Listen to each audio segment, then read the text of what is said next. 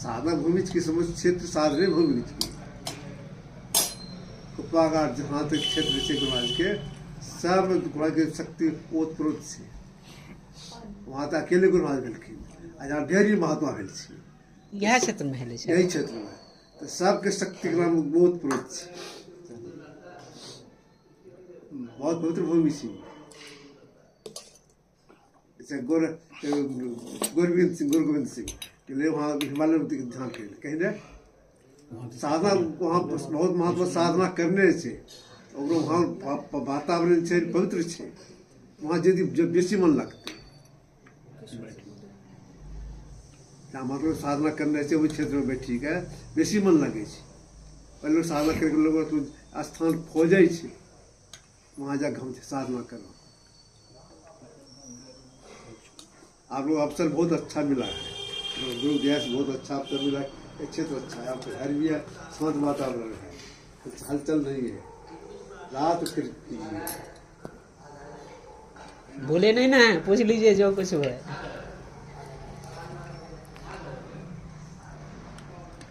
3 बजे भोर में शांत वातावरण और शांत वातावरण रहता है तो अमृत वेला कहा गया है उसमें भगवान कृष्ण भी ध्यान करते थे 3 बजे भोर में गुरुभाई गए हुए थे कटिहार कानपुर में सत्संग मंदिर है वहीं सत्संग था जब पूरा अपने पुरुष बोले थे महाराज जिनकी सभा में रहता था तो बोले थे जिनको अपने अंदर में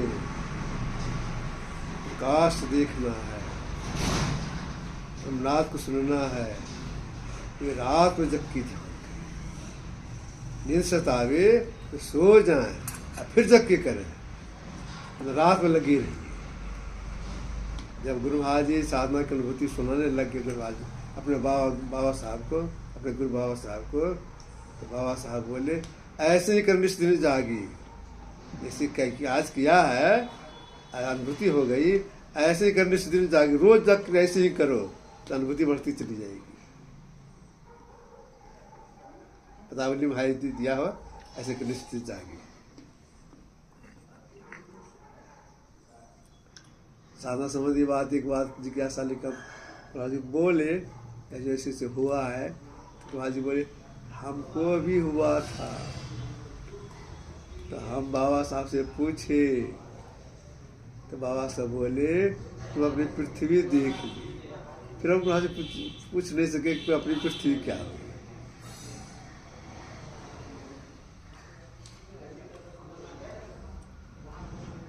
साधना कीजिए कुछ अनुभूति हो या कुछ जिज्ञासा हो जाए अब क्या करें तो हमसे संपर्क कर लीजिए बता दें बाबा अगर अनुभूति नहीं हो रही है लेकिन जिज्ञासा है जिज्ञासा है करने की संजलित जीवन बिता के कीजिएगा तो अनुभूति होगी जीवन बिता के कीजिएगा अनुभूति होगी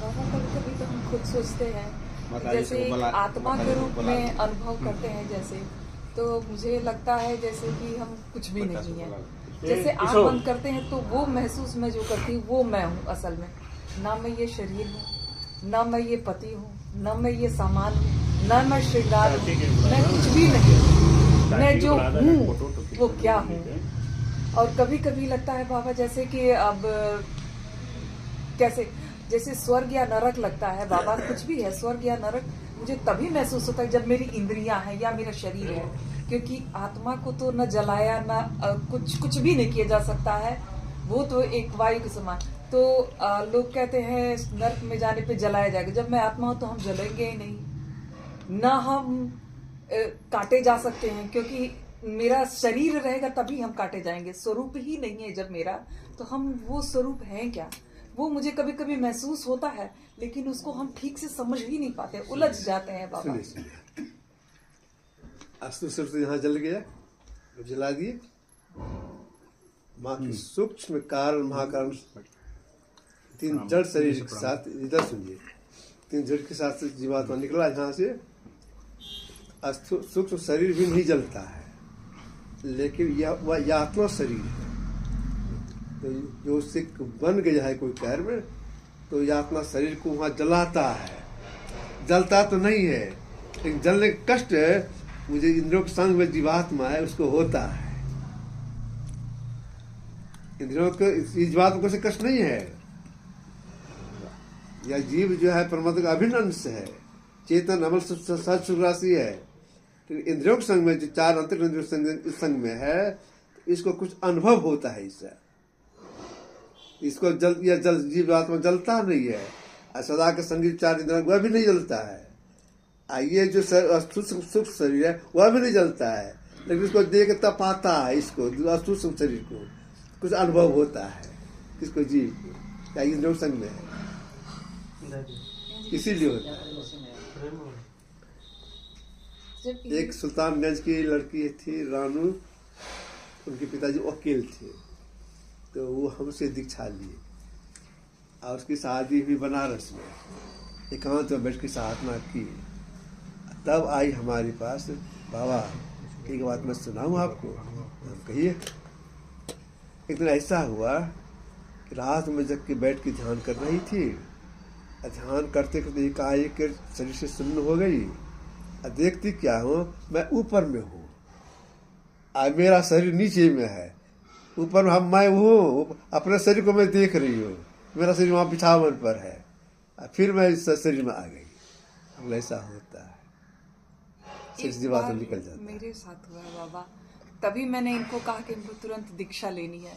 मैं सो रही थी बाबा, फिर मुझे महसूस हुआ कि मैं मतलब कि बहुत ऊपर हूँ, जैसे आसमान में हूँ। मैं अपने शरीर को महसूस नहीं कर रही थी। फिर मुझे पता नहीं क्यों जैसे डर लग गया ना अंदर से, तो मैंने हनुमान चालीसा का पाठ किया। तभी मुझे झट से महसूस हुआ कि हाँ मैं अपने शरीर में हूँ। उस समय बहुत अजीब सी अनुभूति होती है शरीर को देख करके, या हम आप शरीर से ऊपर जा रहे हैं, एकदम ऊपर जाते हुए। तो मैंने इनसे उसी दिन कहा कि मुझे दीक्षा लेनी है, क्योंकि मुझे कुछ समझ में नहीं आ रहा है। कभी कभी तो ऐसा लगेगा, बैठे हैं ना, लगेगा शरीर घूम रहा ऐसे, घूमते घूमते चला गया ऊपर, सौ शरीर ऊपर जीवात्मा चला जाता है। लगता है उसको शरीर लेकर गया, ऊपर गया।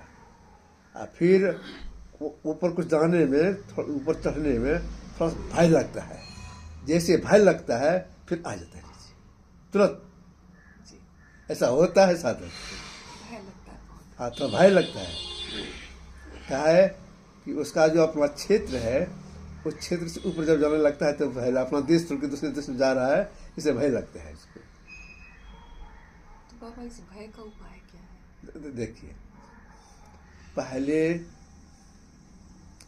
गाय साइकिल देख के भागती थी। देहाती गाय साइकिल लेकर जा रहा है तो गाय साइकिल देख के भागती थी, हरकती थी। अजब भी ऐसा है कि हॉर्न देने पर भी नहीं हटती है। इसी तरह से वो तो थोड़ा भय लगता है, धीरे धीरे ठीक हो जाता है। ऐसा ही है, कोई भय नहीं है। अच्छा, इनको भी जाना है।